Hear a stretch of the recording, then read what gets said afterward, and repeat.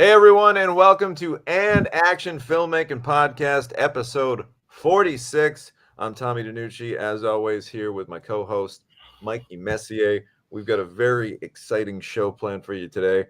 We're going to take this bitch 35,000 feet up in the sky and talk about an action movie I worked on called Money Plane. But before we do that, Mike, how the hell are you? I'm good, Tommy. I was able to watch our featured episodes, basically movie this week. Money Plane is on Hulu. So if you happen to have Hulu after you watch this podcast, or if you're watching on the replay, you can pause us, go watch Money Plane on Hulu or any other type of streaming platform and come back and watch it. So I did watch it yesterday morning, Tommy. I enjoyed it. I have been working on my artwork myself, buddy, which, of course, is available in the Foreign Object eBay store. MikeMessier.com has all those links. But good to see you. Happy Memorial Day to everybody. And let's rock and roll on Money Plane. Yeah, Mike, you can also check out Money Plane on Tubi for free. So if you don't have Hulu, don't sweat it. Just type in Tubi.com and type in Money Plane and it'll come on up. Yeah, happy Memorial Day to everybody. Let's check in. What's up, everybody? Stephen E., how you doing, brother? Good to see you this morning. Anna, what's happening? Good to see you as well. Yeah, it was a really nice, relaxing Memorial Day weekend. Kind of just chilled by the beach, hung out. Tried to shut the brain off and not think about movies, and I was pretty successful. That's hard for me to do. It's almost impossible, to be honest with you, because usually I have a lot of different projects going on, and the phone's always buzzing with some kind of activity, movie related. Sure. But Sunday, especially Sunday, I really just tried to shut my movie brain off. And aside for it, actually, it's kind of funny. I had a nice conversation with Richard Switzer, who's the producer of this very movie, Money Plane. So aside from catching up with Richard and talking a little shop on the phone, I didn't really think about movies at all this weekend, and it was nice. It's good to do that once in a while and give your brain a little reset. Yeah, well, you work hard, buddy. You wake up, I've told you in the past, I admire that you wake up at 6 o'clock in the morning a lot of times and you get a pot of coffee and you're doing your daily workout and then you're off to the races. So give yourself a break because, burnout is a real thing. And really that's up to the individual, how much stress and how much activity you can handle. And people have different levels of that, Tommy. What works for one person is not going to work for the next. And but you have done a good job of progressing your career lately. And so Money Plane is interesting. I believe it's the last project you acted in before Pandemic Mania ran wild, brother. Is that accurate? True. But before we dive into Money Plane, because we there's a lot to get into. Sure. It's a holiday. Let's have a little holiday chat. Charlie Short Films checks in. What's up, brother? Good to see you. He says hi, everyone. Hand pink waving. Yeah, it was a fun weekend. And I just want to talk about last week's show. Sure. I got a lot of great feedback on our episode about AI in the movies. I feel like we got a lot of people talking, got a lot of people thinking, and it's interesting because, I'm a big collectible guy. People that don't know me, my friends know this, but I collect all kinds of things. I collect action figures, trading cards, comic books, almost anything pop culture related I'm into. So I was on eBay and I was doing a little searching, and as collectors, we're always picking things that we like. Oh, I'm gonna flip this and I'm gonna pick that up. So I'm selling something on eBay, and I noticed one of the things when you're trying to sell it now, it actually has when you write the description in to leave an AI description. And I'm like, oh my Wow. God, like the words AI, the word AI, the phrase, the abbreviation AI has just become such a buzz phrase seemingly lately, where it's now seeping into so many different forms of culture. You'll scroll through your Facebook now and you're seeing AI photos and make yourself look like a 70s star, AI or whatever. So it really is funny. It's one of those things where I don't think you realize it until you start kind of looking out for it. Yeah. But AI is just creeping in everywhere. And like any other thing, I feel like all these big companies now, like eBay, are saying ooh, there's a catchy word that people like. Let's put that into our system. Make an AI description. So just a funny observation. I saw an AI thing, Tommy, that was kind of fun. It was what if, Prince lived, what would Prince look like if he was now? What if, you know, Sure. I think they had several. They had like Elvis, and then they had, you know, Janis Joplin, Jim Morrison would be 80, and John Lennon would be 75 or whatever. Then they went from the celebrity people into, you know, Bambi's mother. You know, like Ah, what would cartoon. Bambi's mother look at 120? And so I guess it was somewhat of a, I hate the expression tongue in cheek, as you know, but I guess it was just humor. Well, Um, I don't know the life expectancy of a deer, but I bet you Bambi's mother would be a bag of bones at yeah. 120. So S- yeah, Scott checks in here. Hi guys, Tom. The behind the scenes shorts of the collected you have been posting have me excited for the release in August. Thank you, Scott. I appreciate that, man. We got a lot more of those behind the scenes clips coming out. So that reminds me, I'm very close to 1,500 subscribers on my YouTube channel. good job, man. So I appreciate all the recent subscriptions. And if you haven't already, please subscribe. I'm going to be cranking out a lot of the collective behind the scenes footage that I have as we gear up for the release in August. So, great action movie I worked on starring Ruby Rose, Tyrese Gibson, Lucas Till. Uh, it's just a great action packed movie. And of course, Mercedes Monet for the WWE fans, which I believe that's a great transition into our topic of the day. Because, Mike, you'll know better than anyone if you watched this movie the other night. This movie basically stars, the lead role is played by Adam Edge Copeland, who is not only a WWE Hall of Famer, but he's actually on the active roster. He's one of the few people that are a Hall of Famer, a legend, uh, but still will get in there today and mix it up and put out high quality matches. So a really impressive guy. But there's so much more to Adam Copeland than just the Edge character that we see on WWE television. So we're going to be talking a lot about him and really just this movie. So I'm going to jump in and read to you the basic, simple little plot summary here. But Money Plane is about a professional thief with 40 million in debt and his family's life on the line, and he must commit to one final heist: rob a futuristic airborne casino filled with the world's most dangerous criminals. Great setup, nice and easy. Sounds like some good old-fashioned action fun. Count me in. And Edge is the main Edge, aka Adam Copeland, is the main character there that's described in the log line. And they don't even in the log lines are tough, man. I've been reading a book about how to write better log lines, and one thing that's not in that particular log line is just the Kelsey Grammer character is very central to this. The character that you're kind of the henchman for, and you know, so I mean, you've got a pretty powerful cast as far as a 1-2 punch of your protagonist, Adam Copeland, kind of an anti-hero character, I would say, and then Kelsey Grammer as the straight-out villain. Between those two guys, I mean, you're talking Emmys, WWE championships, Lita, you know, all types of things underneath the roster of these two guys. So tossed salads and scrambled eggs aside, it must have been a kick working directly with Kelsey Grammer there, Tommy. It really was. I would say out of everything that I took from this experience, working with Kelsey Grammer, who, you know, if you were a product of the 80s or 90s, you know just what a television legend this guy is. And we're gonna go into Kelsey Grammer and my experience with him in detail. But I just want to get into the backstory of this thing.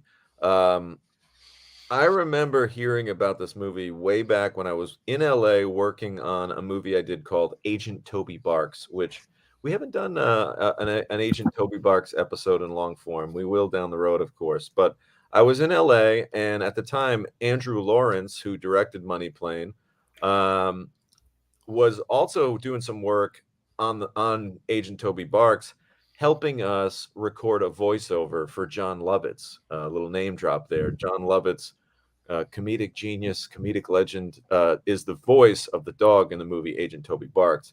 So Andrew Lawrence has a really great studio at home, really great recording studio. So we hooked it up, and Andy hooked it up, I should say, and we did this voiceover with John Lovitz. And I remember being there as we were doing the voiceover, and Richard Switzer, who we've mentioned on the show many times, we're going to go into him in detail too. Richard and Andy were just talking about this movie that they wanted to make. It was just like an action movie that takes place on a plane, and it's got a casino on this airplane, and it was cool to hear them talking about the basic kind of early strokes of this story probably about a year before we actually shot the movie. And then, of course, Andrew went on to write the movie with his writing partner, Tim Schaff, I believe. But the story is by Tyler Connie, Richard Switzer, Andy Lawrence, this guy, Tim Schaff, who I actually never met Tim, but I believe that's Andy's writing partner. So it's just cool to see like the early seeds of this movie were talked about during this little recording session that we did. And then cut to a year later, we're making the movie. And this movie was shot in the winter of 2019, literally months before the world changed and would really never be the same, seemingly. Although, thankfully, things are just about kind of back to the way they were. But for a long, long time, things were very different. This was the last movie that I worked on right before the pandemic came in. And I remember just being really excited about it because I knew that I'd be playing right side by side opposite of Kelsey Grammer. And it was a really cool role where I basically played Kelsey Grammer's henchman. Just, a guy with a gun who stands by his side. I might have had like a couple of lines in the script, but it didn't matter to me because I just knew that like, okay, this is great. Every scene I'm in, Kelsey Grammer's in, and I'm gonna be right there watching him do his thing. And as an actor, like trying to learn and trying to be a little bit of a sponge and just see how he conducts business. So I was excited about that right off the bat. And I remember knowing about this role like a good couple months out. So I wanted to do a couple of different things. I grew a really big beard for this movie. I always wanted to kind of try and change the look up. That's like my goal on every movie that I work on. I don't see myself really as ever being this leading man superstar. You never know. Who knows what could happen. But to me, I just think of myself as this fun character actor who gets to get in there and try to do a lot of different things. So part of that is I like to try to switch my look up as much as I can every movie. So this was the chance to kind of take this character and grow out this big old bushy beard. And also, I knew that the character would be wearing a suit. And, from a physical standpoint, you want to look big and scary if you're a bodyguard, or at least somewhat imposing. Sure. But it's hard when you're wearing a suit because you have a jacket on. So I remember just like lifting weights like a crazy person and just eating like a monster, like just probably took in like 5,000 calories a day and was just lifting for like 2 months before this movie. I probably put on like a good 15, 20 pounds and did the part. And I was really excited about that, so like it's not always possible because usually you don't know about a movie that you book until a couple weeks out or maybe even a couple days out. But if you do have time, it's always fun to take your body on a physical journey and kind of change it for a specific role. Well, I think the big testimony to that, a few of them, was it De Niro in Raging Bull had to get in, immaculate shape to play Jake LaMotta, the boxer, and then in LaMotta's later years, he put on a lot of, fat, and so I think De Niro, I'm not sure which order. I would assume he got healthy first and then got fat. Maybe they did it the reverse way. more contemporary. Yeah, no, you're right. That's how they did it, Mike. They shot the film with De Niro in his lean look, and then they shut down production for about 2 or 3 months. And from what I understand, Robert De Niro went on a tour of all of the finest French restaurants and just went to town on heavy cream sauces and lots of different. I mean, he just ate, like did a European eating tour to gain all that weight. Because like you said, I think he gained 40 or 50 pounds, something crazy like that. And he's it on might have been more. It might have been more. I mean, we could probably Google that. Any of our And Action faithful out there, you want to Google how much weight Robert De Niro gained for his role in Raging Bull. And we'll get, an And Action bonus point. You can get an And action figure gift card for whenever they're made. Well, but hey, this is a low budget show, Mike. But he's not the tallest of guys either, so it's not like De Niro is 6'5" or 6'6" like Tim Robbins. I'm not sure how tall De Niro is, 5'10", 5'11", but It's impressive. And then the more recent example, although it's not too recent, Tommy, is Castaway with Tom Hanks. He Sure. had two very different looks. The famished look on the island, and then before and after that, the kind of regular guy look. So, And how about, to me, the most impressive, Christian Bale in The Machinist? Although we didn't see him in two different sizes on screen, there's a guy who's naturally a couple 100 pounds walking around, and then he does The Machinist at like 140 something pounds, and doctors were like, "Bro, you're killing yourself. You got to stop doing this." And then I've he went never, to play yeah, Batman right after. So yeah, enough about physical change. sure. Let's get back into Kelsey Grammer. Just for the folks out there that don't know, Mike, why don't you spend a minute? And before I say that, I'll just say, like, Kelsey Grammer is truly one of these iconic actors, where, if you were in a supermarket and this guy were in line, dozens of people would be pointing and trying to get selfies. He's a very, very famous person. Mike, tell the folks a little bit about Kelsey Grammer's kind of impact on pop culture and on Sure. television in general. Well, there was a show in the 80s called Cheers, which was a mega hit. It was right up there with Family Ties, Cosby Show, Night Court. It was part of the Thursday night lineup. I believe it was NBC, 9 p.m. was Cheers time. You had Coach, you had Sam Malone, you had all these great characters, Woody Harrelson, Shelley Long. And I think it was the second or third season that the Shelley Long character, who had this on again, off again with the Sam Malone character Ted Danson played, they brought in kind of an antagonist of sorts, which was Frasier. Kelsey Grammer as Frasier was this Boston psychiatrist, a very intellectual thinker, and he was really supposed to be an antagonistic character to Sam because he had the love interest with Diane. But as people started to like Frasier, and eventually when the Shelley Long actress, left the show, they kept Frasier. They kept this actor because people really had an affinity for him. So much so that I believe just a year or two after Cheers went off the air, I don't think it was an overlap. I think there was a year or two gap, if I'm not mistaken. I think it was around 1993, they launched a Cheers spinoff called Frasier, which the same character that Kelsey played leaves Boston, goes back home to Seattle. He has a younger brother, Miles, who's kind of the mini-me version of Frasier.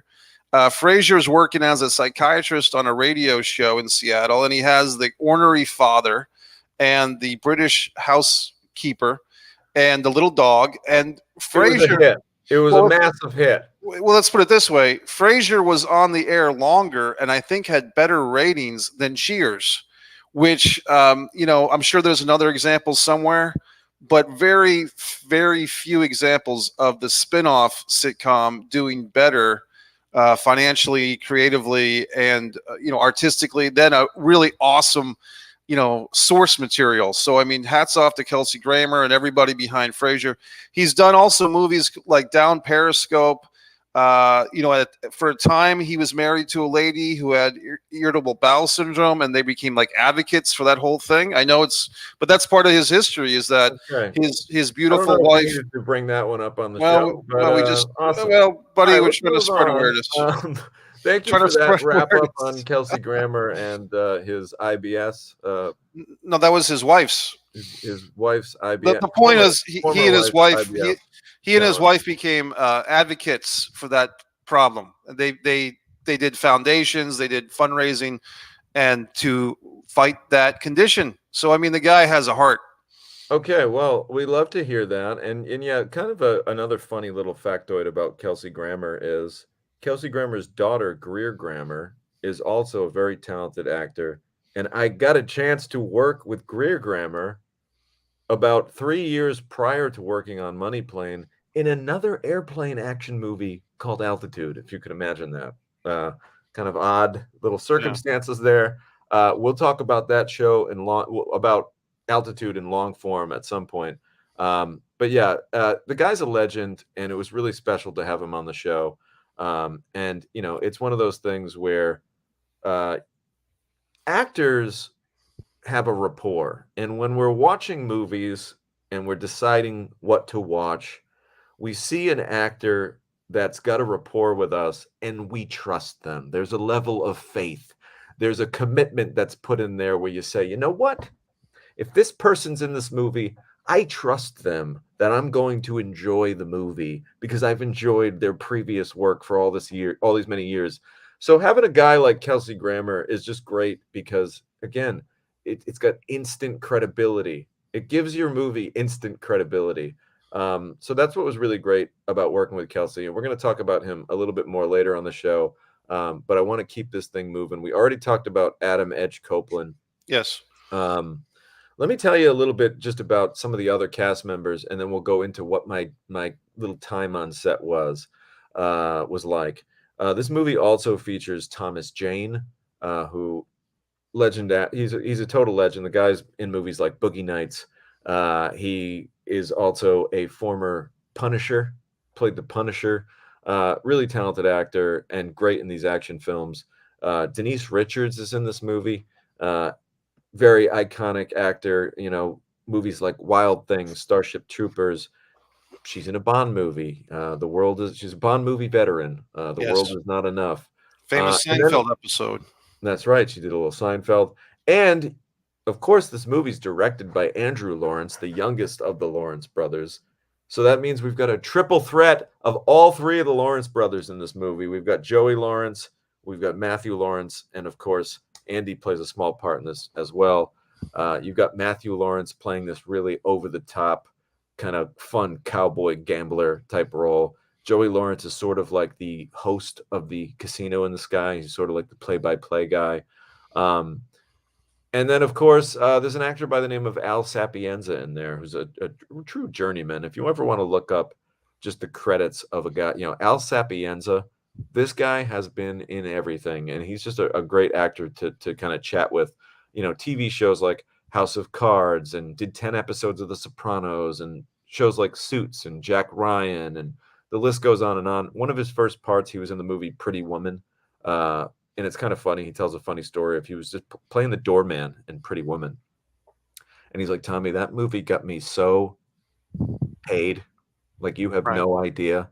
Like, little did I know when I was a, 28-year-old guy, 30-something-year-old guy getting cast as the doorman who says like one or two lines.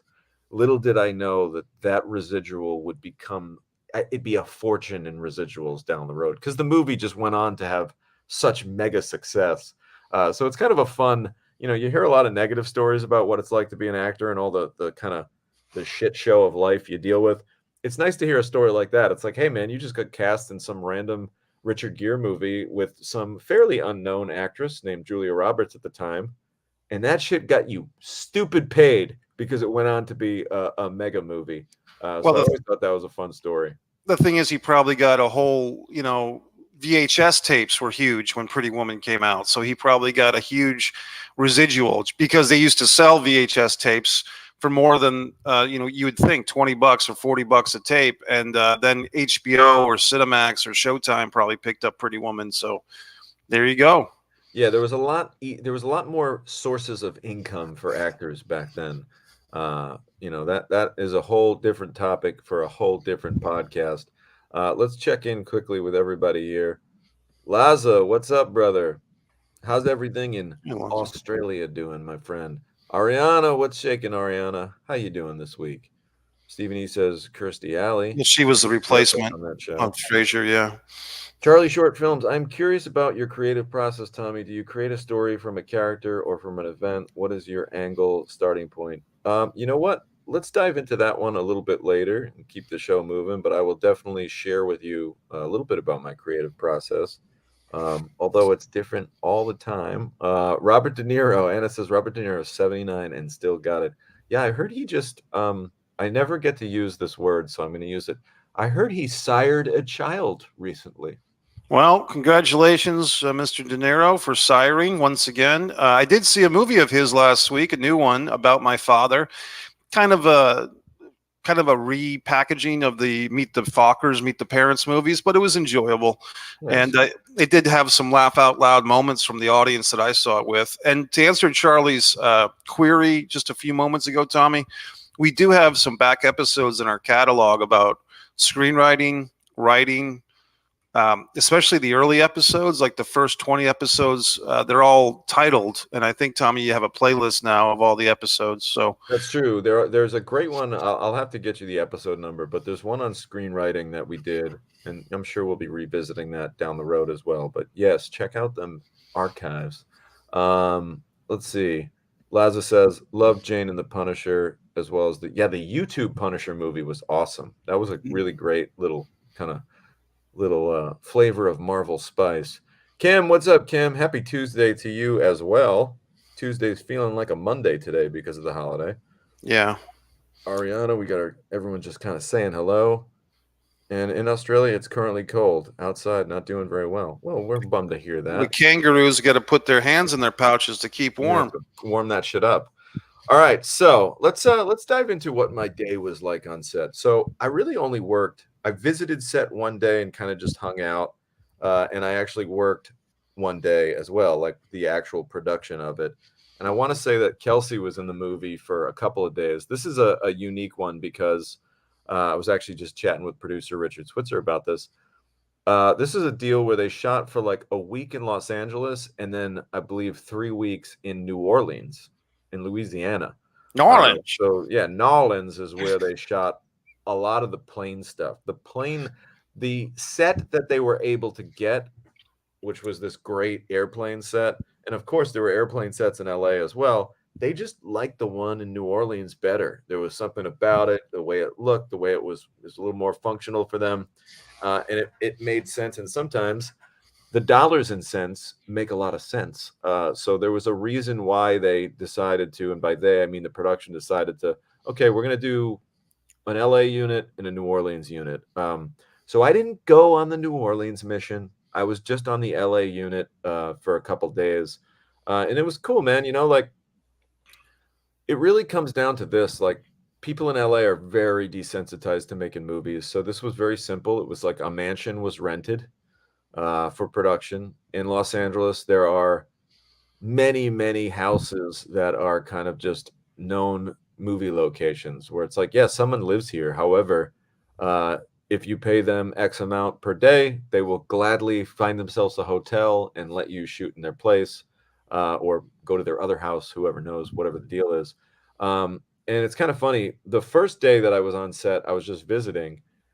And the house that they were shooting at, you guys are going to laugh, it was Eric Roberts' house, which, little known fact, now obviously Eric Roberts owns more than one house, but one of Eric Roberts' homes, and actually the home that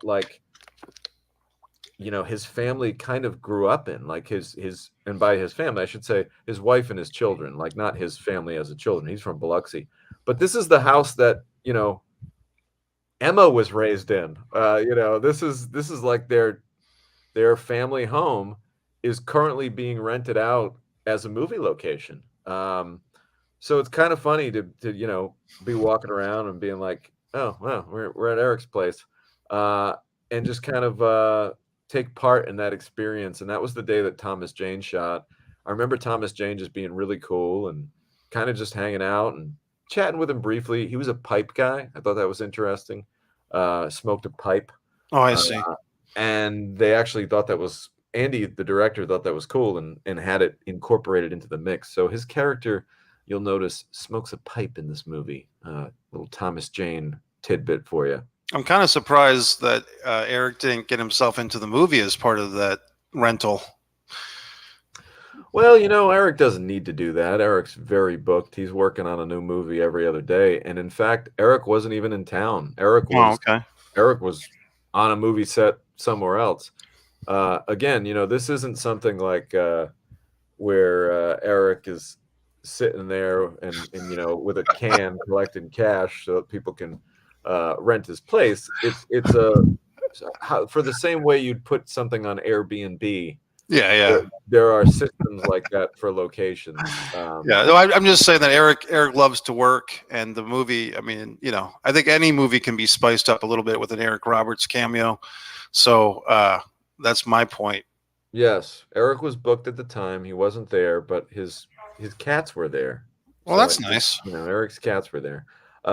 So I was there to visit one day and kind of just hang out, and that was the day that I really actually got to chat with Adam Copeland the most.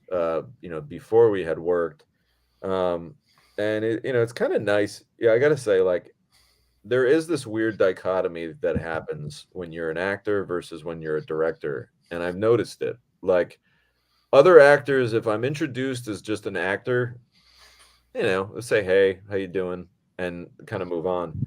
If you're introduced as a director, people tend to pay a little more attention to you, and they tend to give you a couple more minutes time a day than if you were introduced as just another actor.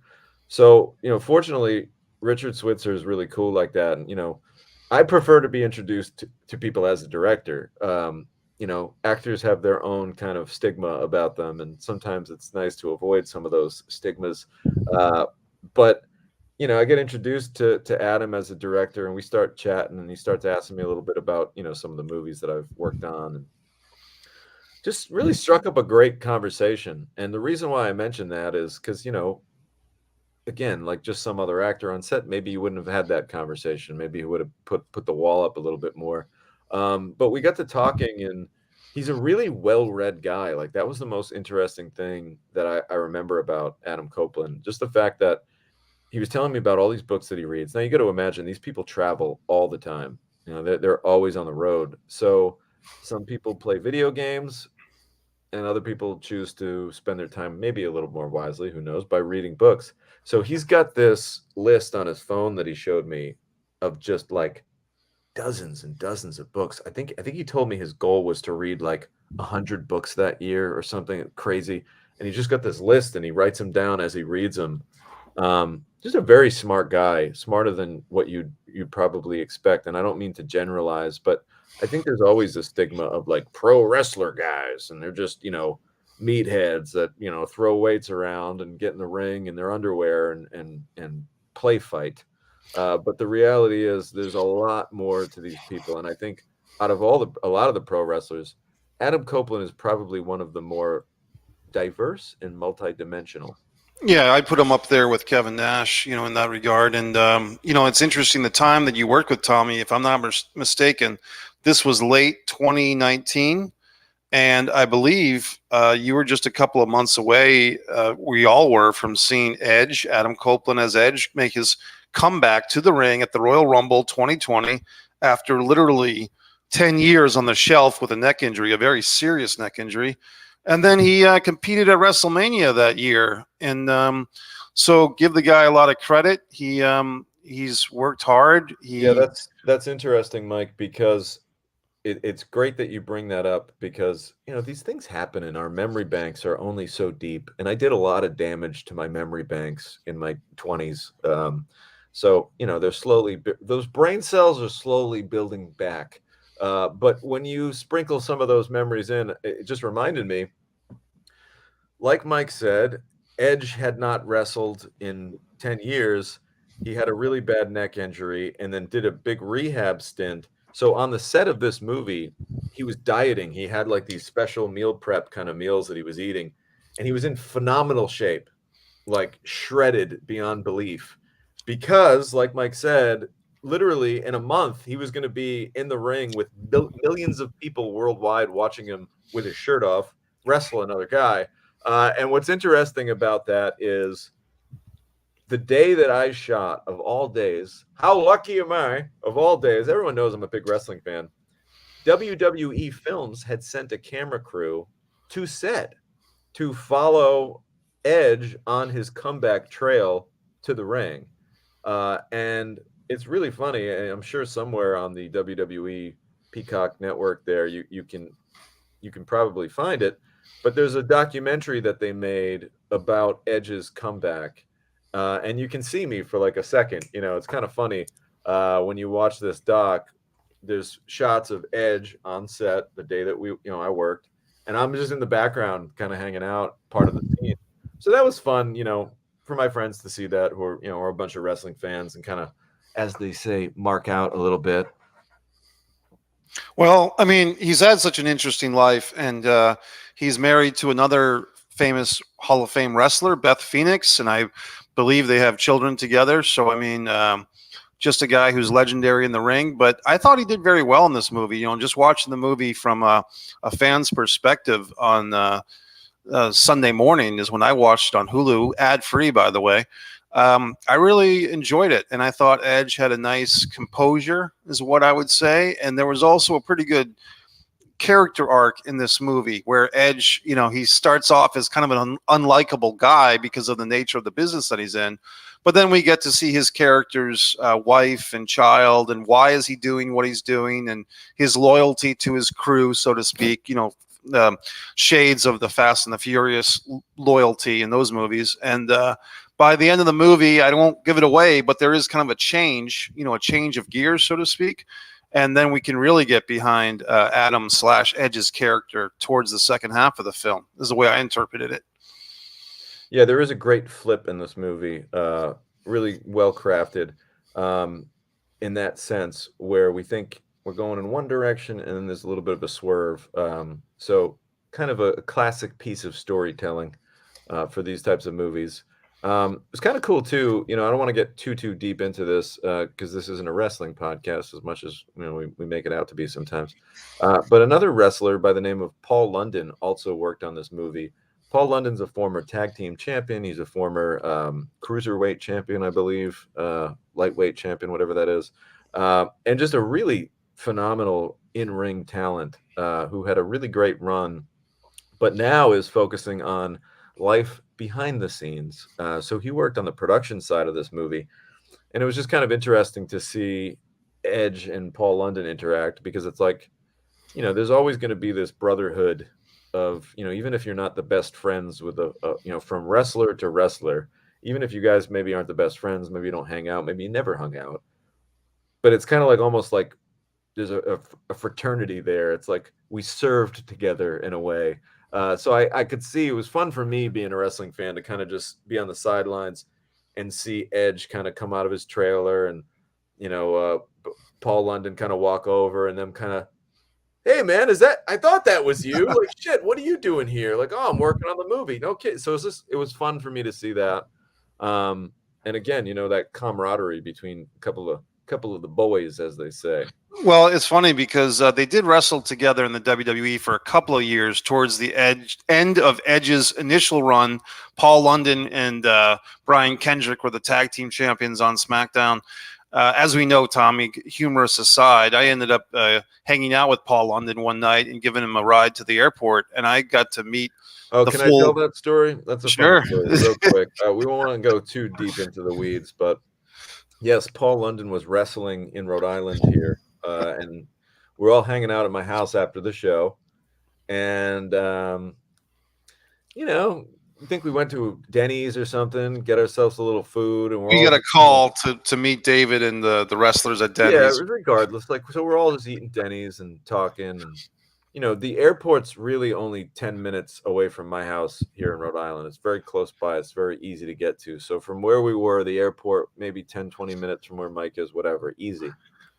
And then our friend David is like, oh, you'll give Paul a ride to the airport tomorrow, right, Mike? And Mike's like, yeah, of course. And I think I'm even like, yeah, Mike would love to do that. I'm like even talking for Mike. I'm like agreeing for Mike. Yeah, no problem, Paul. You can crash at your apartment, right? Yeah, I might have even said like, oh, he should just stay at your place and you'll take him in the morning, right, Mike? Yeah. And Mike's like, oh, yeah, okay. And then he's like, oh, yeah, I'm flying out of Boston. Yeah. Like, oh, man. So it's like, it's only it's an hour and a half, hour tops, but like it's a big fucking difference between 10 minutes and a fucking hour driving to the airport. So Mike got roped into that little bit of a airport drop off and sleepover party with Paul London. Well, he was a cool guy. We talked about the Ultimate Warrior motivational videos. He told me that WWE was like working in a high school, and Undertaker's like the chief quarterback of the whole high school of wrestling in WWE. But the point is, it was kind of a David Gear, swerve of sorts, but I did get the good experience of hanging out with Paul, and I really wouldn't trade that. It was worth I think just for people that don't know, driving to TF Green Airport in Warwick, Rhode Island is so easy. And then you go to Boston Logan Airport and it's such a headache. In short, it's just a different animal, but it's a big difference just in terms of like inconvenience. It's inconvenience city. You practically, like, for non-Rhode Islanders, you're going to be shocked, but like you almost don't even need to get on a highway to get to the airport in Rhode Island. Like you could literally take easygoing back roads and get to the airport. Go to Cello's afterwards. Yeah, it's like so easy. And then Boston, it's like you're on massive highways. You're in a city. It's a different deal. Yeah. So back to it. Let's check in with some of our And Action folks here. We've got Kim here. Miss Ash, what's up, Miss Ash? How you doing this week? On a Tuesday that feels like a Monday. Laza says, watch the new Stallone reality show. First episode, his daughter's. I don't know if you want to read. Okay, Laza, take it easy, pal. Watch out for those kangaroos. Better watch out today. Lazo's in a mood. Ariana Pacheco says, film B&B. I bet you that's a thing. Honestly, well, that's probably a thing in LA. You know what it is, Tommy, is sometimes low budget filmmakers will actually rent an Airbnb under the premise of, hey, we're just going to crash here for the night. And then they'll come in with 5 or 10 crew members and try to film something. And that's actually come under, like, Airbnbs had to lock down on that because they had to make an official policy that if you're looking to rent an Airbnb for a movie, you have to be in full contact with the owners of the Airbnb. You can't just do that anymore. That's a fair rule. And I'll tell you why. People don't realize it, but when you make a movie, it's like you get a fucking herd of elephants coming through your house. Right. With a bunch of like metal objects that are specifically designed to gouge walls, floors, break lamps. So yeah, it's a whole thing. Let's see. Tyler, a creator, says, I think I remember Drew McIntyre talking about how he and Ed shared books once in a while, specifically Cormac McCarthy, who was born in Rhode Island. That's awesome for a couple reasons, Tyler. Number one, that's a cool story, and I could see these two big burly guys sharing books in an airport. It's kind of a fun image. But I just watched No Country for Old Man, which is written by Cormac McCarthy, and what a great movie. And I did not know Cormac McCarthy was born in Rhode Island, so I'm gonna have to look into that. You learn something new every day here on And Action. Laza says, I like kangaroo meat. Laza, you're a funny guy. I appreciate your antics on the show today. All right, let's get back to it. So some fun moments. The day I shot, we weren't working at Eric Roberts' house. We were working at this mansion, which was rented. Beautiful property, because of course this is where Kelsey Grammer's character set up shop and ran his business from. And I'm playing the bodyguard. And there's kind of this fun story that I will tell. Richard Switzer's a great friend of mine. He's like a brother. But aside from that, I just got a tremendous amount of respect for the guy as a producer, as a filmmaker. He's written, he's directed, he's really done it all. And he's like me in the sense where, we keep our circles kind of small. Like, I don't have a ton of friends. Like, you can count my friends on 1 or 2 hands that I actually hang out with, that I would actually, spend time with outside of school, as the kids say. Right. And Richard's like that too. He doesn't have a ton of friends that, he lets in his circle. A lot of acquaintances, nice to everybody. But as far as like, let's get dinner, let's do this, let's hang out, keep those numbers small. Strength in numbers, or I should say quality, not quantity. Sure. Strength in the lack of numbers, actually, in a sense. Discernment. Yeah. So one of Richard's best pals in the world is a guy by the name of John Sword, and his brother Joe Sword. We've been hanging out with the Swords for years. Every time I go out to LA, I hang out with John and Joe Sword, and they're a lot like us. We're cut from the same cloth. We like all the same stuff. Wrestling fans, pop culture freaks, conspiracy theorists. We like all the same stuff. So sure. Johnny Sword is cast in this movie, and he's cast to play the bound man, which is basically just a guy who's tied up that is, in the scene with myself and Kelsey Grammer. And there's this scene where I have to slap him around in the movie. And I remember the first couple times I whacked him in the head, and I just gotta slap him in the head, like really like keep slapping around, like, you know, basically like Kelsey Grammer's and telling me to beat this guy up, and I have to beat him up a little bit, tune him up. And here's the thing, like slaps are an interesting thing because yes, you can fake them, and yes, there's certain angles that you can fake it. But if the director wants to see a certain thing, like if you want to see the hair move, if you want to really get in there, you kind of gotta make contact and just do it. And yeah, you're gonna take a little bit off. Obviously, I'm not just gonna haul off. I've been working out like a maniac for 2 months. I'm all jacked up. I'm not just gonna fucking clock this guy. I'll hurt him, and he's my friend. Right. It's Johnny Sword. I don't want to hurt Sword. Great last name, by the way, right? Sword. Yes. Is that his real last name? I thought that was. Yeah, that's their name. They're the Sword. You don't cross swords, man. So basically, I'm Johnny Sword is completely vulnerable. His hands are tied behind his back. He's giving me his chin, and I just got to slap him. Director calls cut, and Andy's like, "Tommy, can you hit him a little harder? It just doesn't look like you're hitting him that hard." Right. And I'm like, I don't know. I guess I could hit him a little harder. And then I look at John, and John's looking at me, and he's like, "Now keep in mind, the poor bastard's got fucking tape. He's got duct tape across his mouth. You can't even talk right now." So I'm looking at him, and I'm like, and he's like, like, "Oh, it's okay." No, do it. And I'm like, okay. So I remember just like whacking him in the head, like pretty good. Probably rung his bell a little bit. Yeah. And then as soon as Andy calls cut, I'm like, it's like, cut. Oh my God, I'm so sorry. Are you okay?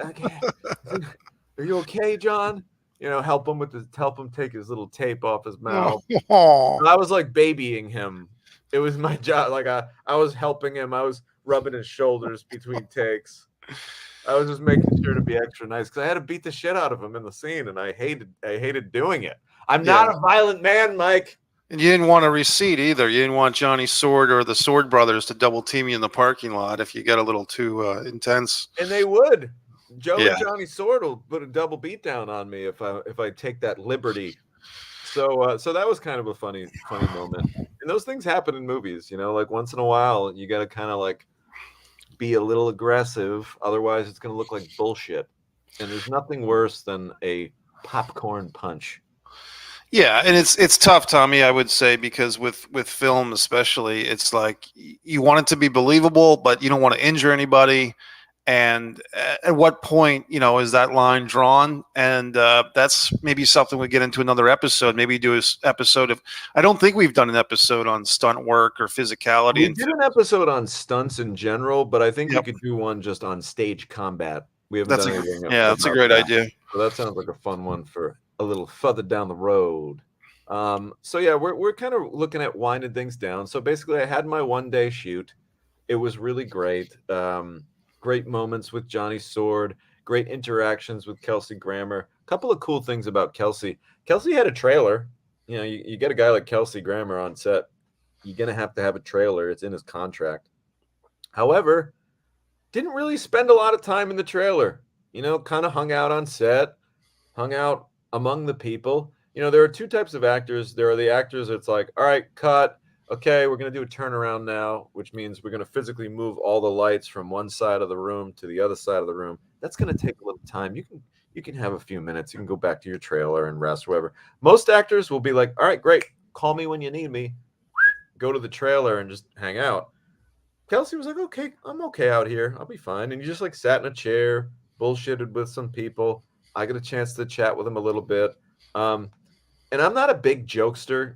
I feel like when you're on set, obviously it's a professional setting, but when guys are cutting up a little bit, it's okay to fire one in every now and then. You got to use them sparingly. Don't be the guy who's just cracking jokes all the time because they ain't going to work. Nobody's going to laugh at you if you're just popping jokes every 5 seconds. Yeah, Johnny Happy. But if you pick your spots and you do it right. So I remember like picking my spots a couple times and saying a couple of funny things that genuinely made Kelsey Grammer laugh. And like that felt really good. just kind of like that. Okay, not only is he like this legendary actor, but he's willing to cut up with you and not just be. I've been around actors where it's like you try to even get in that lane a little bit, and they're like, Who's this guy? yeah, like why are you fucking talking to me right now? If I could offer a thought, Tommy, maybe with age and experience grows appreciation for the business, and a guy like Kelsey Grammer, who's been around the block and he's seen the biggest productions and the littlest productions and all points in between. He's also had a great stage career. I actually read his book years ago, Tommy. Kelsey Grammer wrote a autobiography that I read, and he probably is at a point in his career, and I believe he's getting ready to do a reboot of Frasier, by the way. Wow. But he probably appreciated you and Adam Copeland and all the co-stars. I appreciated the female co-star that was part of Copeland's crew, the kind of fighting girl that's in this movie that goes undercover as the stewardess and has a couple of great fight scenes. But I think that Frasier, or Kelsey Grammer, I should say, appreciates his position in the industry. And he probably appreciates that everybody on that set was trying to do their best to make a quality production for everybody and just wanted to be part of the team and didn't feel the need to be lofty and go hide in his trailer, so to speak. Yeah, he was very much a part of it and in it to win it while he was here. A couple of fun moments. There is a great scene, spoiler alert. I eventually end up shooting my dear friend Johnny Sword in the head. Because Kelsey told me to do it. And so basically, I shoot him. He drops to the ground. And there's this great line that Kelsey improv'd, which wasn't in the script. And it's probably my favorite line in the whole movie. But I shoot Sword in the head. He drops to the ground. And Kelsey says something to the tune of, What did you just do? And I said, you told me to shut him up. And he's like, I didn't mean to shoot him. And I was like, and I'm just like, and he goes, look at my floor, my terracotta floor. You ruined my fucking floors. And it was just so funny. And it wasn't in the script. And it was just a great example of a really high level actor cutting up and just being in the zone and being like, look at my fucking floor. This is a terracotta floor. And like, again, like, such a Kelsey Grammer-ish thing to do, mentioning terracotta. It's like there's a level of sophistication there that you would even know what the fuck that means. Yeah. Just great stuff. And that line ended up making it into the movie. Something that didn't end up making it into the movie, which is kind of funny, is, spoiler alert 2, my character does not make it out of this one alive. He tries, but he doesn't make it. And actually, Kelsey ends up blowing me away with a machine gun. Yes. And I remember in the scene, like, telling Andrew Lawrence, like, being like, Andy, like, I'll take a pretty good bump. Like, I'm not a stunt man, but I don't mind, like, laying out for one every now and then, especially, like, if I know, like, my character's going to die, if it's something, like, dramatic, like, oh, hell yeah, I'm going to hit the ground pretty hard on this one. So there I am, ready to like take this bump and like get shot and fall on the floor pretty dramatically. I do it. I whack the ground 3-4 times or whatever. And then of course, like in the movie, like we cut away before I even hit the ground. So it's a classic example of, sometimes you might go for it on a stunt and they don't even use it, but damn it, you got to try, right? P. Roach was the name of your character, right? P. Roach was his name. Yes, Nemo. That can be frustrating, Tommy, for you or for any other actor when you kind of volunteer to take a bump, so to speak, and they don't use it on the final edit. And that's one thing about filmmaking, Tommy, as you know, of course, that there's, they say there's 3 different movies: the one that's written, the one that's filmed, and the one that's edited. And the one that's edited is the one that we all get to see. And sometimes that's why we find all these DVD extras and bloopers and bonus scenes that were filmed but never part of the movie. And because a lot of times they film stuff that's not shown in the final cut, and it can be interesting, it can be fascinating, it can be frustrating, all things above for the actors involved, right? Yes, indeed. But as Vincent Gallo once told me, the legendary actor, you never know what the editor is going to use, but if you don't give it to them, they can't fucking use it. Yeah, So that's it's like you still got to lay out every single time, because if it's not there, then it's definitely not going to be used, you know? I guess the advice Vincent was giving me there is, don't be discouraged by what ends up in the movie or doesn't end up in the movie. Just know that every fucking take you're putting out there should be in the movie, as far as you're concerned. You know? well, Tommy, just talking about that gave me this real quick thought. It's like everyone who works on a movie, say there's 50 people, and they all have a different idea of what the movie should be when it's finished. But at the end of the day, or the end of the movie making process, there's only one movie. So what are the odds that 50 people have this movie in their mind, that of all those 50 different visions, and it could be 1,000 different visions of the people going into this? Oh What's yeah. the odds? What's the odds that this finished product of a film, 90 minutes, 2 hours, whatever it is going to match up frame by frame, shot by shot, with what the lead actor thought, the supporting cast thought, the crew members thought, the director, the producer? Everybody has their own take on what this movie should be. And then when it comes out, how is it going to satisfy everybody? It's not. That's a good thing, though, and I'm going to butcher the quote, but I think Quentin Tarantino has a quote out there that's like, if I show 10 people my movie, I hope to think that they see 10 different movies. You know what I mean? Like, Sure. almost like, and I paraphrased, but it's almost like there are so many things, for lack of a better word, elements, I guess would be a more appropriate word. There are so many elements to take in a film. It would be impossible for us to all have the same exact vision. That's kind of what's unique about films in general. Like, just, we could be thinking about something could be going on in our life that's completely unrelated to the actual sequence of events on the screen, yet it Right. could still remind you of some shit that you're going through, and maybe even give you some answers to some questions that you have. That's what's so amazing about movies. Like, we are all going to interpret them a little bit differently, and that's a good thing. So I want to tell one more story about Kelsey Grammer. I remember towards the end of the night, he's got this wonderful suit on. Yes. And he wore his own suit. A lot of actors, believe it or not, will do that, because, yeah, the costumer could put you in a suit and we could get a new suit. But like, if he knows, like, no, I have a custom suit that fits my body perfectly. Like, this is what I'm going to wear. Okay.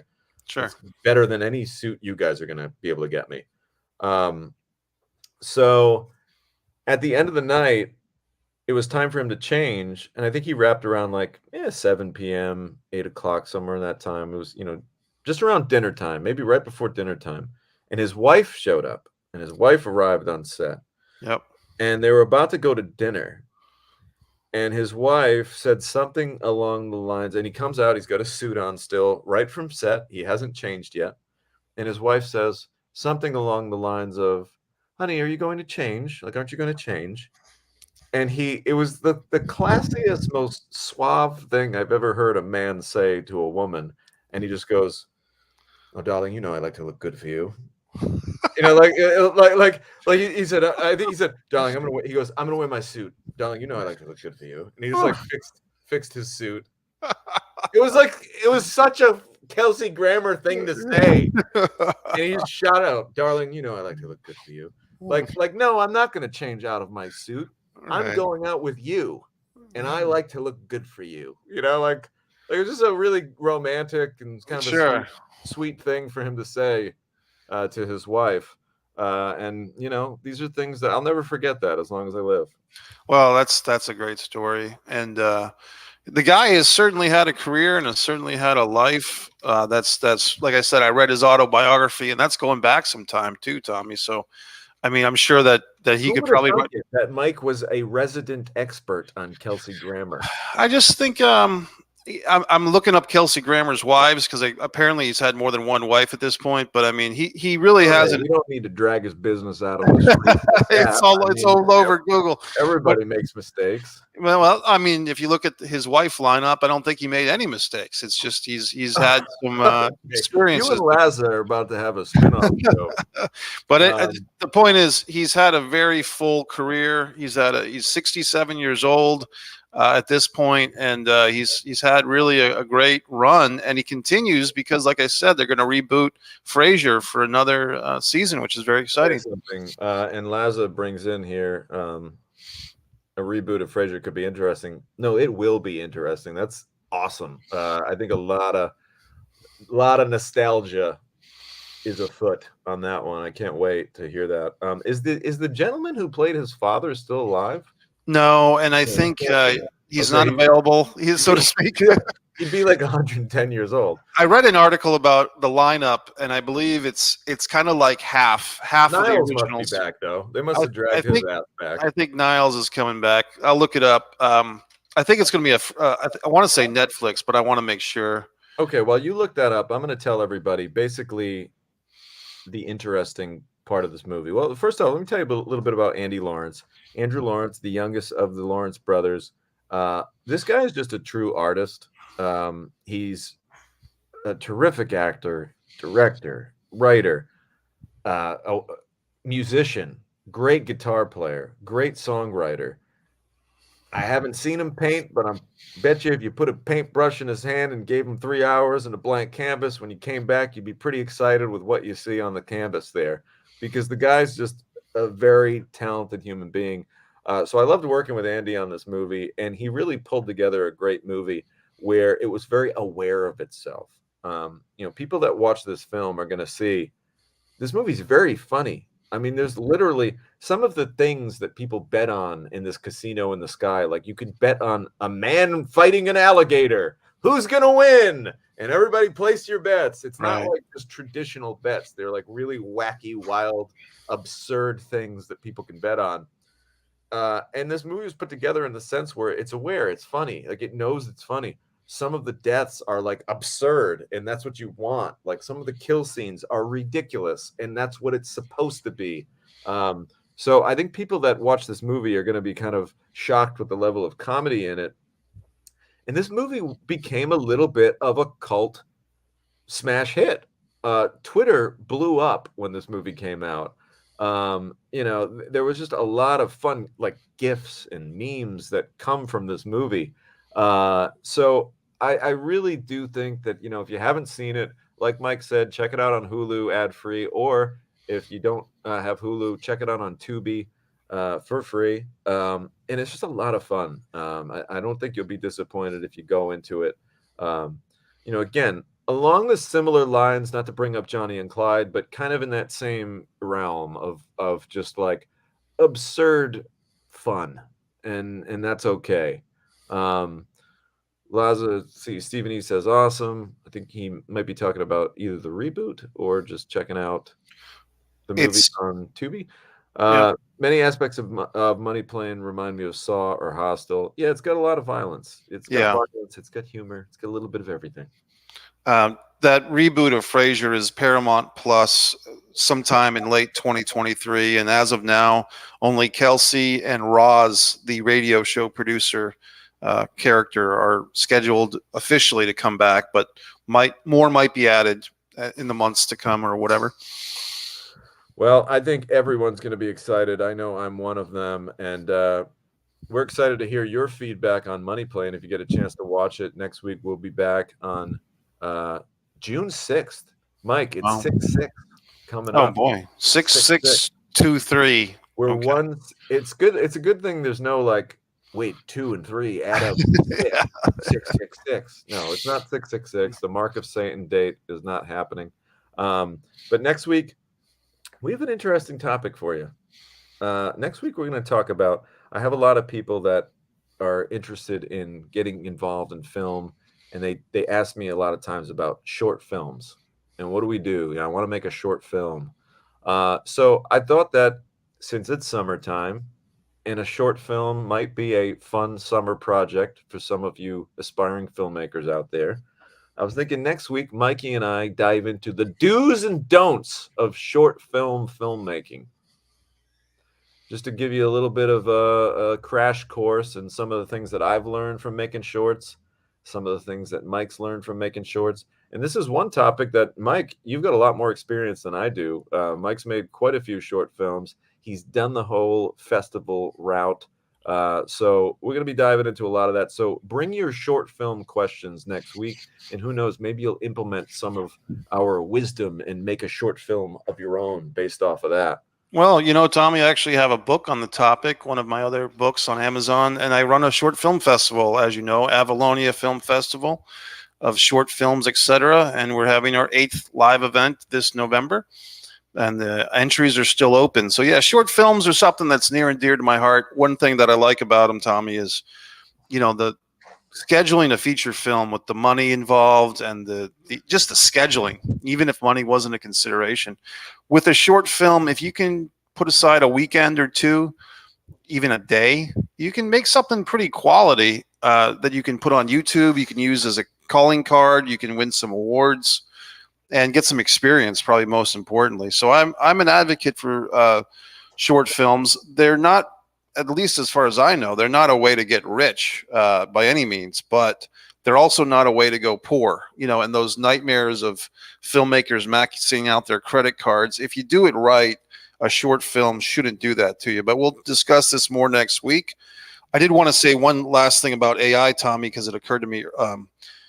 You were talking about the AI descriptions on eBay for products and stuff.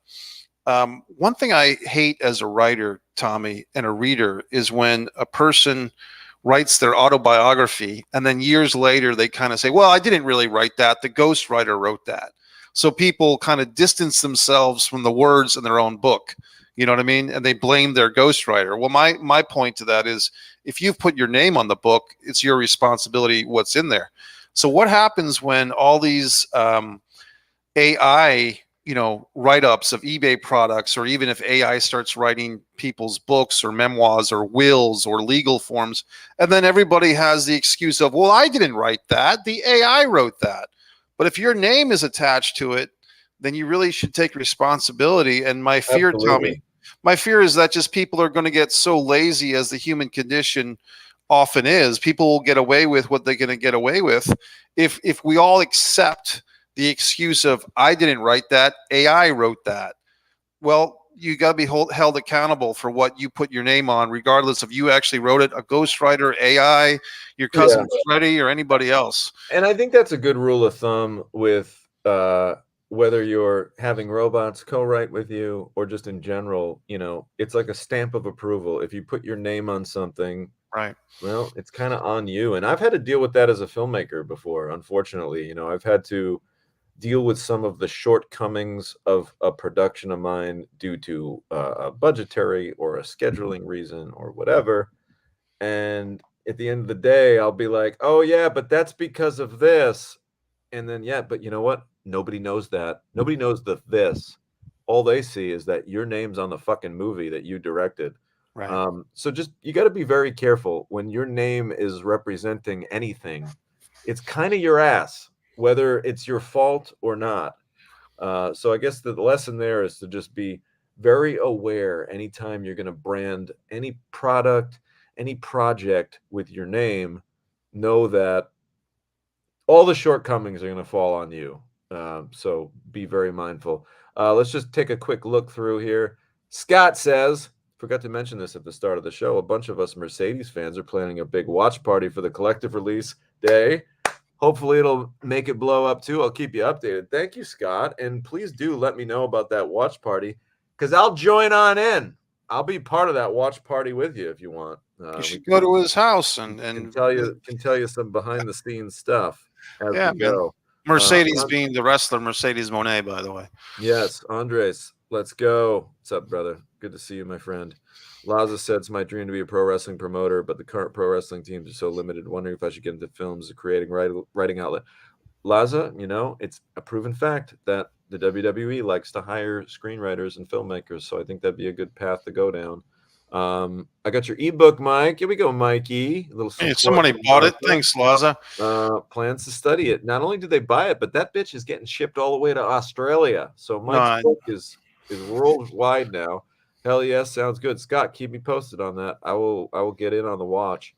And also watch for my YouTube channel, because I might just be posting a couple of exclusive, never seen before Mercedes behind the scenes videos this week. All right, everybody. We're excited to join you next week on 6-6 to discuss. Isn't it funny how even just saying 2 6s gets people nervous? 6-6 23. You want to know? 6 23.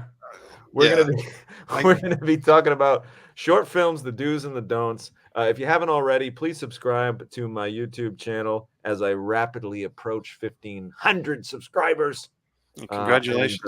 Thank you. And Mike, thank you for being such a wonderful co-host today. Well, I even showered in preparation for the show. Tommy, I did got to say that if you ever want to play a practical joke on your local gas station attendant, do the thing where you pay inside type of thing. I did this once and I got a big laugh. I pumped my gas and got just enough gas so that the price that I was paying was $6.66. Oh, that's funny. And then I go into the gas. We're gonna act all weird. I go in there, and the guy's looking at me like, "I thought you were gonna kill me." Yeah, you gotta walk in there like this and hand the guy the exact fucking change, $6.66, like just like this. That's it. In pennies. But yeah, that's funny. Yeah, subscribe. My stuff is one Mike Messier, one Man in a Camera Films, and one Pro Wrestling and Sports Fan, which is how Laza got in touch with me. And Tommy, you're doing a great job, man. 1,500 subscribers. The best thing that people can do for both of us is to copy and share this link, the URL, put it in your LinkedIn, your Facebook, your Instagram, your Twitter. Just TikTok, open up your window whatever. at home and yell it out the window. That's really right. Loud to everyone. Very good. Thank you so much, guys. It's been a pleasure. We can't wait to see you next Tuesday. Bye-bye.